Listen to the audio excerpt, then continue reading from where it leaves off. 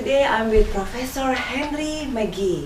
Professor Hendry McGee joined the Harvard Business School faculty in 2013 after retiring as president of HBO Home Entertainment, the digital and DVD program distribution division of Home Box Office, the pioneering premium television company.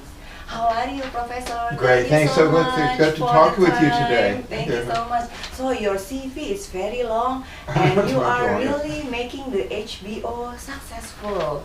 Actually, yeah. So what are you focusing now on your research? Welcome to Dr. Sonia Wibisono YouTube channel. Jangan lupa klik subscribe karena subscribe itu gratis. Klik like, klik share agar teman-teman bisa dengar juga manfaatnya. Klik lonceng, gambar lonceng, silahkan komentar sebanyak-banyak. My focus is in two areas right now.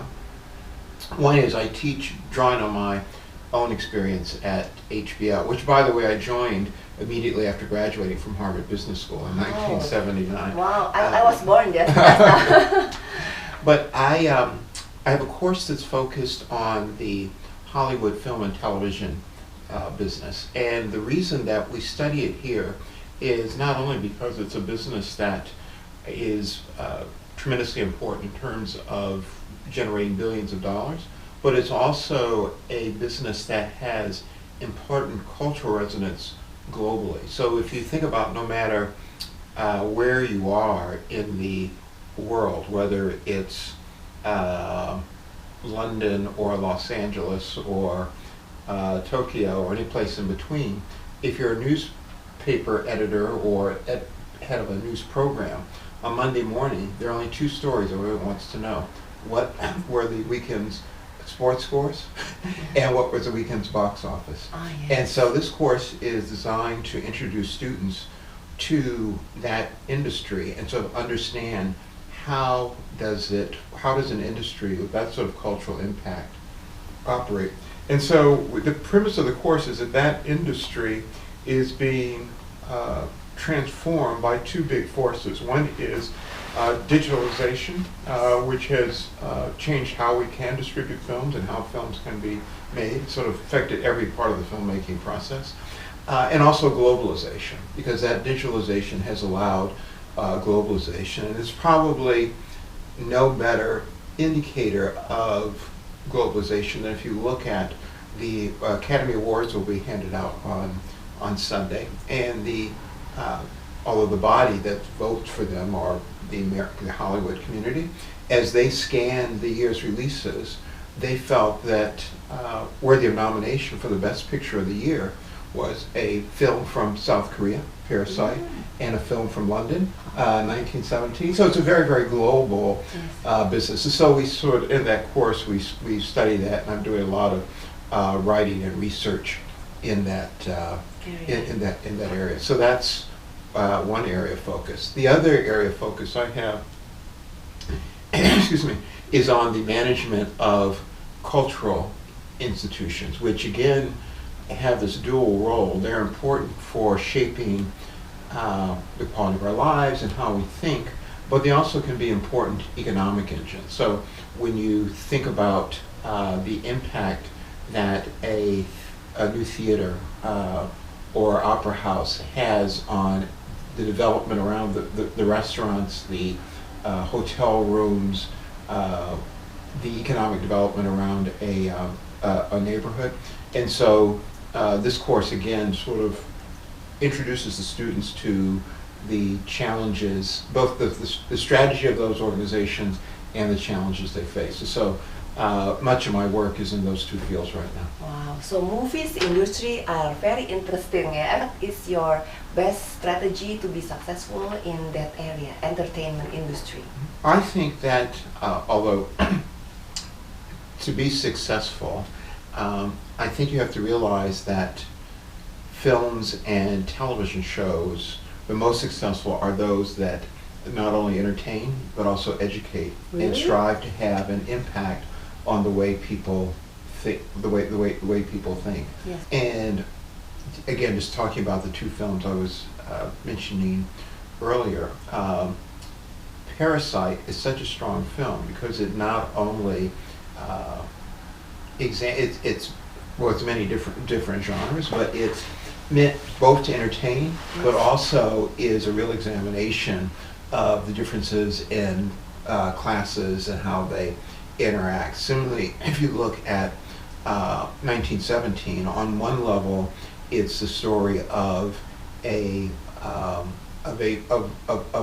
friendship, but it also examines the whole nature of war. So I think the best films sort of combine both, and those are two examples. In terms of getting into the industry, I would actually disagree. I think that what digitalization means is that one, as we're doing today, it's easy. Yes. Technology has made it possible to for anyone to sort of pick up a camera and Yes. film. Yes. And then Like digital, YouTube also. well, YouTube, right? Yes. And then digital distribution. You don't need a middle person between you and the audience. And the audience. Yes. And as you know, that we have globally YouTube stars who have started off both filming their own content and then also distributing it. And so that's why I think digitalization, I said, has affected sort of every part of the filmmaking process. Yeah, now it's really changing, yeah, because there's like a digital era, so the strategy must be changed. Do you think what should we do in the entertainment industry now compared to before? I think that it is important to focus on, because we've talked about audiences and the ability to reach specific audiences. What I tell people when they're thinking about making a film, you either want to do two things. We either want to make a film that is for everyone or for someone. And you got and that taking something in the middle where you don't know where the audience is not going to lead to very much success. So when you're thinking about that idea, who is the person or the group of people on the other end who are going to really be interested in that idea? Or you can go the other way and say, well, it's a big university, but avoid sort of getting in the middle. And digital technology and globalization allows you to make films that are targeted, but because you now have a global audience, you're able to, although the audience may be narrow in one country, because you can distribute it across many countries, the audience grows. Yes. And the success in the film industry, is it based on the awards or the contribution and impact or the money they make? That is a very, very good question. And I think different filmmakers would give you a different answer. There are people who are clearly only in it for the money, and then those people who really the message is important. Yeah. So how about when you are the president of HBO? What is the most interesting experience that you've ever got of making and launching a lot of TV series?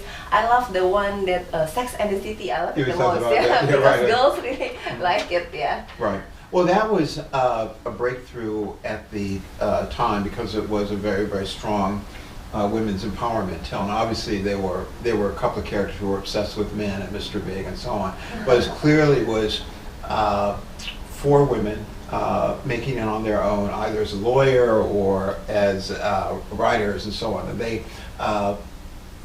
they all were career women making it in this global city, and it had appeal. In fact, it had appeal globally. Let me step back and say that what the HBO business model, which in the US was driven by subscriptions as opposed to advertising, allowed us to do content there that broadcasters couldn't do because they were worried about what advertisers would say or do. So that freedom, where we're making things just for our subscribers, allowed us to do things like Sex and the City, where it would probably have a hard time getting getting advertiser support, and it's as we aired it. I mean, it's since sort of been cut back and is shown. The Sopranos was extremely important. we did films like, important films like Band of Brothers, which looked at very important World War II miniseries. So it was being able to deliver films free of concerns about advertisers that really allowed us to have the impact that we had. And then as we grew and had more subscribers, we were able to also increase budgets, and so we were able to do series like Game of Thrones, which were tremendously helpful. In Indonesia, because a lot of people, like 70, like we are lack of education, like 50% of the population. So usually the most that they like is a horror movie. And after that, maybe comedian or action or drama. Right. Yeah. So is it very important to make an education in a movie or in a YouTube channel? Because a lot of big YouTubers, they do pranks and they do like because they're visual. things. Yeah. It's not really like education. How important to make an education in a TV series or in a YouTube series? Again, I think it depends on who you are as a filmmaker and who you're trying to reach. There's certainly a role for entertainment, but even in entertainment, you can have important messages like who. So let's take something where there's a fight between two people. Who is the good person? Who's the bad person? What are the values that are embodied in the good person? What are the values that are embodied in the person who's not so good? And these are all choices that the filmmaker has to make, right? Okay. What is the important values that you learned so far throughout your career in the entertainment and movies industry? I think the biggest failure, this gets to we were saying a little bit before about making the film for somebody or for everybody, is I think from time to time you end up to be careful not to make it only for yourself. And I think painters and sculptors often do that because they're working on their own. Novelist, but film is such a collaborative effort that it's a lot of energy is going into this if it's an audience of one. So you really have to know what your audience want. And the message you want to deliver to your audience. But your audience doesn't have to be everyone. So it's the HBO and all the film now is being disrupted by this YouTube and the social media in terms of the money making or the advertisement. Yes, both are huge competitors. I'll give you an example with HBO. If there's one thing that happened with HBO is you probably underestimated the impact of Netflix and what that would have. We're so focused on the fact that people got their television either over cable TV or over the air.